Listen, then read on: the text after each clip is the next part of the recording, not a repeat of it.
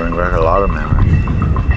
What are some of what were some of those memories that came up? Well, I remember when we first went on the road with Betty, and it was so much fun because we were just country boys in the tobacco town, and kind of give us the opportunity to get out and explore the world, our talents, and experience other musicians. And it was just a beautiful time.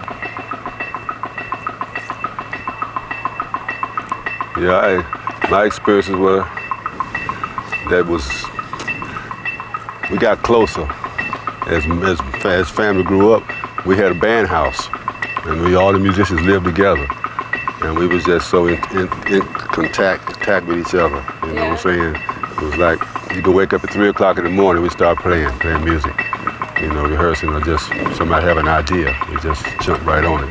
We got so close to it, it's just like cooking food, you know what I'm saying? If somebody put a little bit of seasoning right here, we knew what to add to it. That's the way the band felt, and we just believed in ourselves, and we just felt that we was ahead of our time back in the day for what we was doing.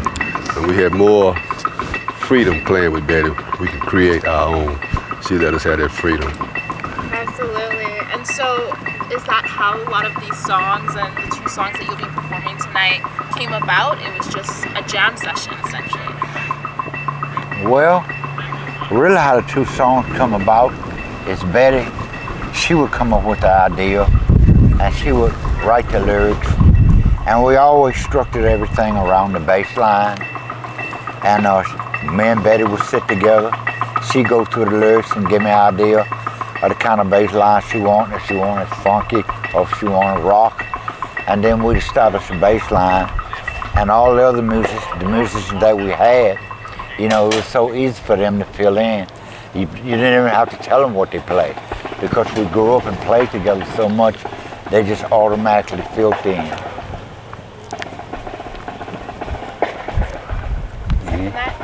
Listen, That's awesome.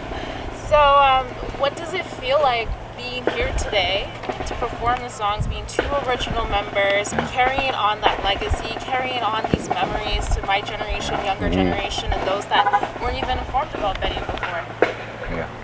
Well, first of all, I'd just like to say some of the musicians that we've had that passed away, we had to fill in with a few other musicians, and I really do want to honor them, especially Betty Davis, because she gave me the opportunity to explore the world and meet all these other famous musicians.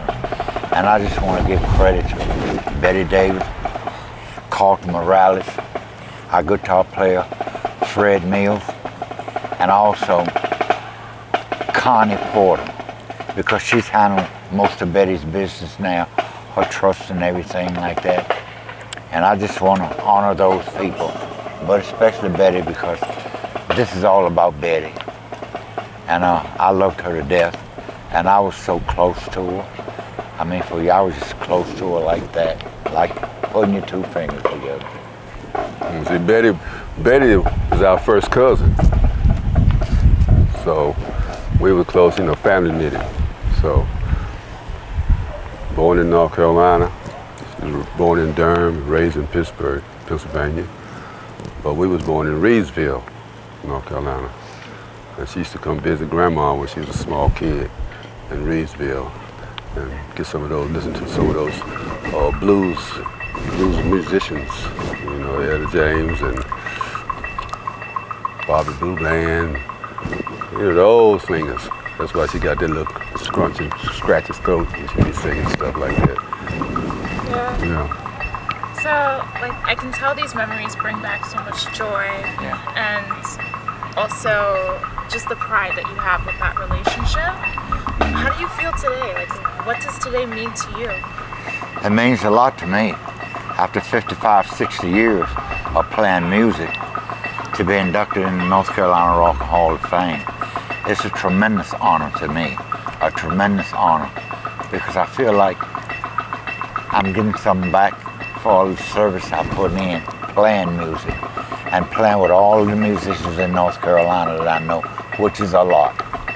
So it brings back a lot of memories for me too. Especially just being alive to see it happen, because most of the time it's not where you can be, being honored to, when you're live, people give you your roses when you're dead most of the time, but we getting our roses and we can see them right now, our flowers, you follow me? So, never thought we would make it to this platform, but we are here, Absolutely.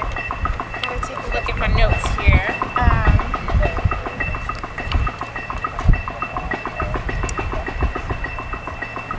Do you guys have any industry stories that are related to any Canadians you may came across in the 1970s or late 1960s? Well, I don't remember. Maybe you don't. It's a long time ago, Yeah. and sometimes my mind won't even go back that far.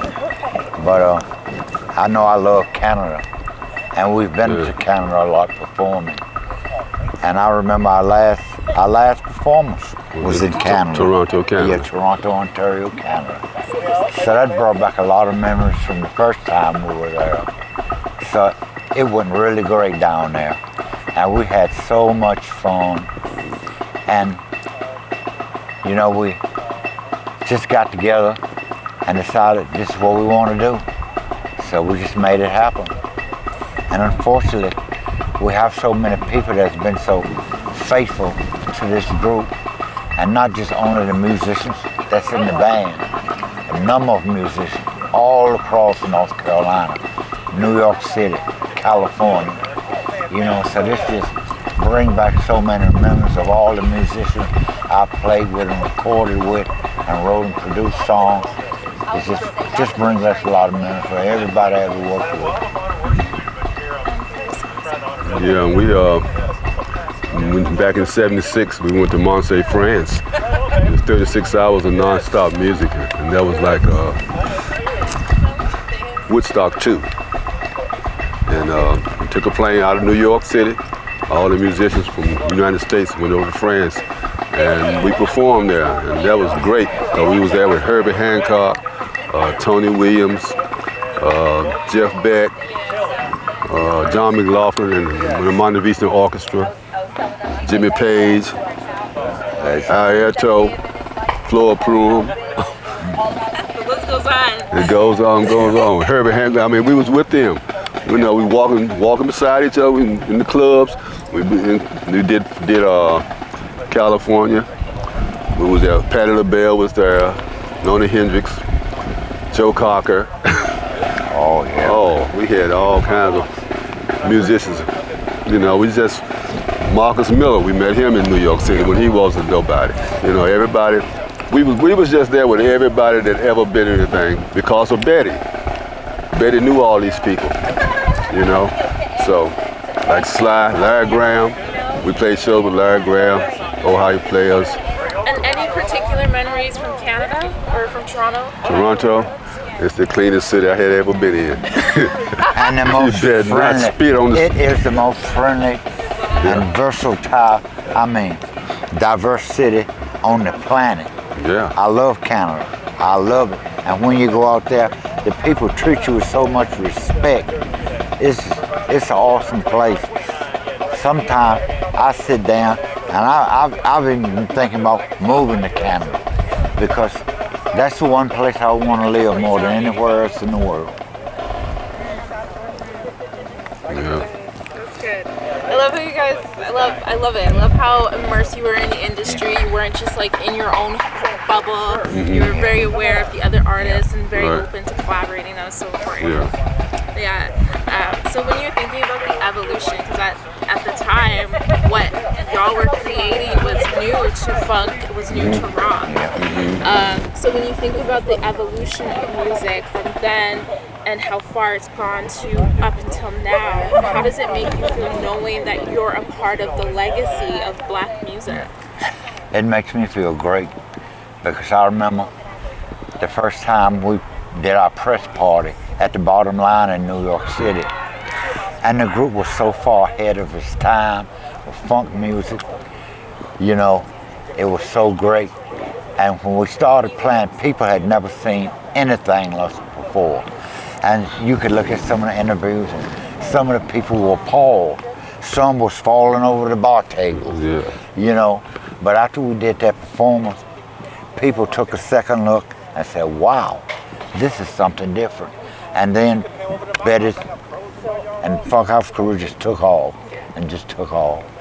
And that was the evolution of us becoming as famous and great as we are. Yeah, branching out, especially seeing the people that came to see us. You know, Earth, Wind and Fire, my favorite person, Richard Pryor. Oh yeah. Yeah. And Oman, the record company. Yeah. Lenny White. Erykah Badu. Yeah, Erykah Badu. Yeah. And even up till today, Janelle Monáe, right? Janelle Monáe. I would even say, I would even argue some of the rap artists that we see, like Megan Thee Stallion, Right. just based on her style and then lyricism. Right. Obviously, she's very rap, but funk was the initiator for rap music. Right, so. right. Yeah. Betty started it all. Yeah, she's an icon. All these other people you see that come behind Betty, female singers, you know, like Tina Turner, all these, but Betty started it all. That's why when we did our press party, people were just stuck because they had never seen it before. But after the evolution of Funkhouse, you started seeing female singers come out and doing things like Betty did. But Betty never really got the credit that she really deserved, because all the record company was trying to transform Betty into what they wanted her to be. And Betty didn't fly with that. You know, if Betty couldn't do what she wanted to do, her music, you couldn't change that. And she wasn't gonna go for it. You know, Betty wanted to be Betty and do her music the way she wanted it, the way she wrote it, and the way she wanted it to sound. What do you think she would say today, knowing that she's now recognized within her own state, her hometown state? Well, Betty understood that, and she's understood that before she even passed. Her whole life she understood that, because some of the problems she had with record company executives and everybody, it was just turmoil, and it really caused Betty to just come off the road for a while, because Betty was not gonna sell herself out for nobody, no record company. Yeah, they wanted Betty to cross over to rhythm and blues, and she wasn't that type of singer for that. Betty was more of a show, visual thing. But it didn't want to dance music, her stage presence. So she wanted to get her point across. She said what she wanted to say, and she dressed the way she wanted to dress. And that brought a change into where it is today. You know, with Grace Jones, Cher, they wouldn't let us come on the Ed Sullivan show because of the way we dressed at that time, you know. And sex was a crime in the United States, but sex is art overseas. And they refused to do it. They banned us with that. And I'm just curious, like, what was that pressure like as a band, you know, hearing the forces of the industry trying to get you guys to conform, but then also society saying that you guys should be played on the radio and being boycotted, like all of that. Like, what was that like? Well, it wasn't so much the band. I think it caused more turmoil with Betty, because Betty made all the record deals. We were just a band performing songs that she had wrote, because a lot of songs we helped write and produce too. I know myself, I did. But it was a lot of turmoil for Betty to have to deal with that, you know, because any artist that's original wants to do what their music is, not what somebody else's idea of music is. You want to do you. You know, that's you. And that's what you want to expose to the world. Nothing to say on it. I'm trying. Any final thoughts? Well, I know me, I miss Betty so much, because I went to California with Betty when this whole thing started. And I was out there for a while, and we did her first album, and Betty introduced me to so many musicians, and we had so many other musicians on our album. Some of the members from Santana, the Pointer Sisters, Members from Larry Graham Central Station. Miles Davis, the greatest trumpet player ever been on the planet. You know? And I learned so much from being around those musicians because I was just a little shy country boy when I got with Betty. They took me out of the country and took me out California around all these musicians that was already successful. She used to take me to the club and go backstage and meet all these musicians, Sly Stone, Larry Graham, Portland Sisters, and all of these people. And I was just a little shy guy then. And Betty really tried hard to bring me out of my shyness, you know. And she spent a lot of time with me, you know. Spent a lot of time with me, you know. But it's been a beautiful ride. It's been a beautiful, beautiful ride. Well, it's just been a great ride, you know. It was a great experience and built your confidence up in yourself. And one good thing about it, you can pass it down in your family to your kids, you know. They follow your footsteps. That's all I can say. Thank you so much. All right.